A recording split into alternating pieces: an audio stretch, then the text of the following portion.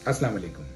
Programme pharmacist talks में एक मरतबा फिर खुश आमदीद। मैं हूं आपका मेज़बान डॉक्टर एजाज चीमा और आज मैं एक कॉमन डाइजेस्टिव प्रॉब्लम पर बात करूंगा जिसे एसिड रिफ्लक्स और इंडाइजेशन या बदहज़मी कहते हैं। एसिड रिफ्लक्स, जिसे दिल की जलन भी कहा जाता है, वो उस वक्त होता है जब मैदे या पेट का तेज़ाब ग़ज़ा की नाली में वापस ऊपर की तरफ चला जाता है, जिससे गले और सीने में बर्निंग सेंसेशन का एहसास होता है।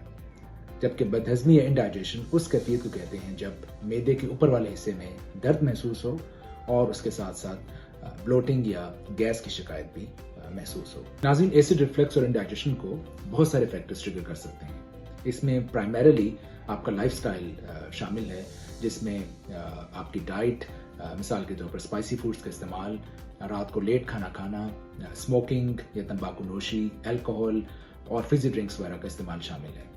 अगर इन लाइफस्टाइल में मॉडिफिकेशन कर ली जाएं तो इस शिकायत से बचा जा सकता है।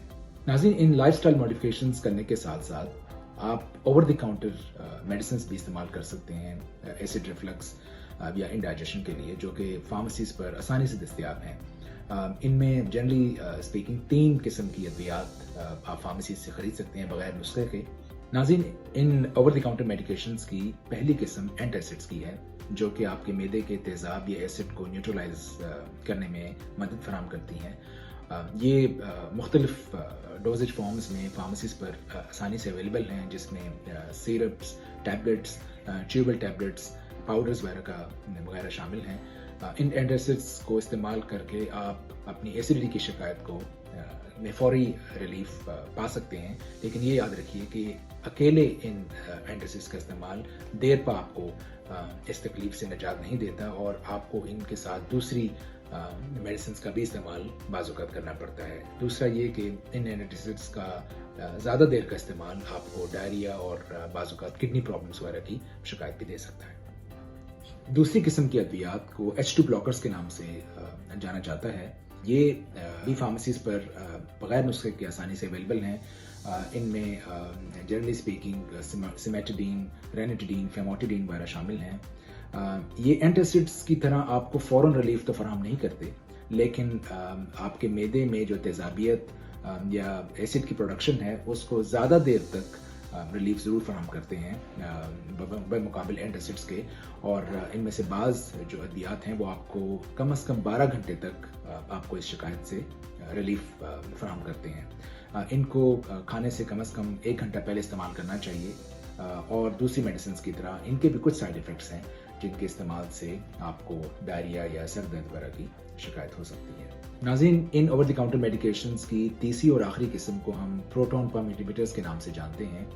ये एंटासिड्स और H2 ब्लॉकर्स के मुकाबले में ज़्यादा मौसर हैं और इस शिकायत से एसिड, जिसमें एसिडिटी या इंडाइजेशन वगैरह शामिल है, इस शिकायत के ख़िलाफ़ आपको 24 घंटे तक रिलीफ फराहम कर सकते हैं। इनको आप दिन में नाश्ते से पहले या नाश्ते से 1 घंटा पहले आप इस्तेमाल कर सकते हैं। इसमें कुछ टाइप्स की मेडिकेशन जिसमें ओमेप्राज़ोल वगैरह शामिल है, ये फार्मेसीज पर बगैर नुस्खे के आपको मिल जाती हैं।